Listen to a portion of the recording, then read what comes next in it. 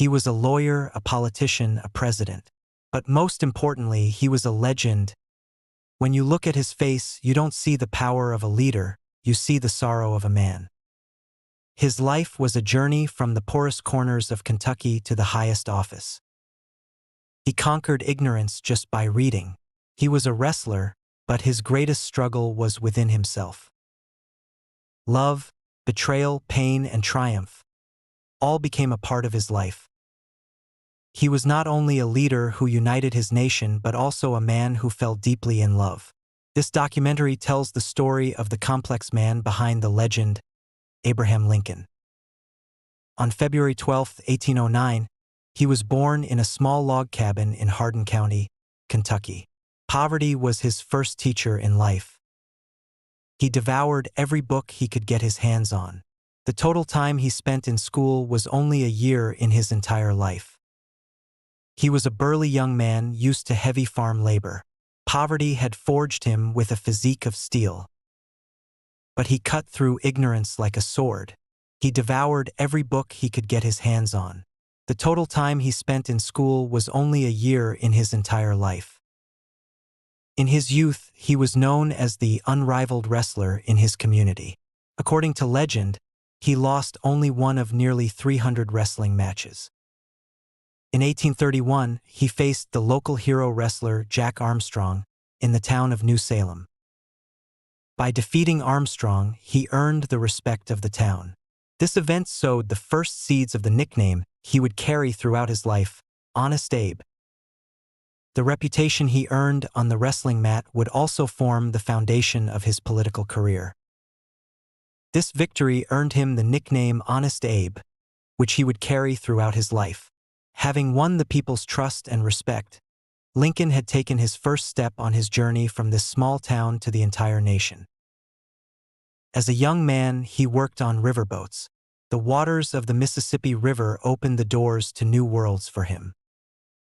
He taught himself law. Every paragraph was a brick building his future. He was not just a lawyer. He was an orator who touched people's hearts with his words. In 1834, he won his first political victory and was elected to the Illinois state legislature. He stood on his own 2 feet. His legal career in Springfield earned him respect and credibility. In 1846, he was elected to the House of Representatives in Washington, making his mark on the national stage. However, the cold winds of politics pushed him away for a while. He experienced defeats and disappointments. He returned to his law office. During these years away from politics, he continued to stoke the fire within him. But the slavery debates that were sweeping the country would not allow him to completely abandon politics. In 1854, he returned to the political stage with the Kansas-Nebraska Act. His determined stance against the spread of slavery drew attention. But long before he entered politics, he met the love of his life. At a ball in Springfield, Mary Todd. She was intelligent, knowledgeable, ambitious, and a woman far ahead of her time. An unexpected attraction formed between the tall, somewhat shy Lincoln and the energetic, vibrant Mary. They had a stormy courtship filled with letters and secret rendezvous. However, their relationship was often interrupted by her family's opposition and Lincoln's indecisiveness. Despite all the difficulties, they married in 1842. This marriage was both a love story and the beginning of a tragedy. Mary suffered great pain in her married life.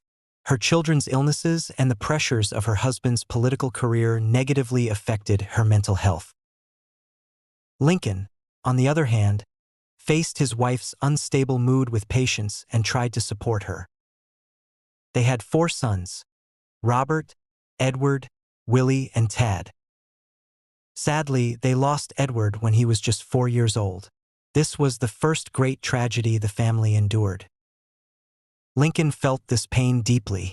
It was as if it were a preparation for the hardships he would face later in life. In the 1850s, the issue of slavery began to define America's destiny. This situation triggered Lincoln's political awakening.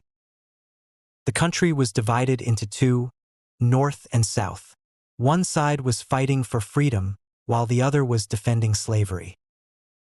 Lincoln made his stance against slavery clear. He said, "A nation cannot stand half slave and half free." This struggle made him one of the prominent figures of the Republican Party. He did not hesitate to defend his party's ideals. He stood like a fortress against the spread of slavery. In 1858, he held a series of debates with Stephen Douglas for the Senate elections. These debates would determine the fate of the country. While Douglas advocated for the principle of popular sovereignty, Lincoln took a moral stance. He saw slavery as a national disaster. Even though Lincoln lost the debates, he became a nationally recognized figure. His words echoed in the ears of millions. His most famous speech, "A House Divided," became a symbol of his stance against slavery. Public opinion was divided, but Lincoln never gave up on the idea of abolishing slavery. In 1860, he was nominated as the Republican Party's presidential candidate. Lincoln had taken another step toward the center of American politics. The election was like a race, for candidates for different views, but Lincoln's determination was stronger than all of them. Finally, the elections were held. The votes were counted, and the victory was Lincoln's. But his victory was also the beginning of a disaster. The Southern states did not accept Lincoln's presidency. The United States was on the verge of falling apart. When he took office in 1861, he faced a difficult civil war. His goal was to preserve the Union. The Civil War began. The Southern states formed the Confederacy and declared their secession from the Union. This was one of the bloodiest conflicts in American history. Thousands of young men died for freedom and unity. While managing the war, Lincoln was also struggling with his wife's mental turmoil. The devastation of the war deeply affected him. He would visit wounded soldiers, offering them encouragement. But he experienced the greatest pain closest to him. The death of his youngest son, Willie, shattered him. Despite all this pain, he took a historic step that would change the course of the war.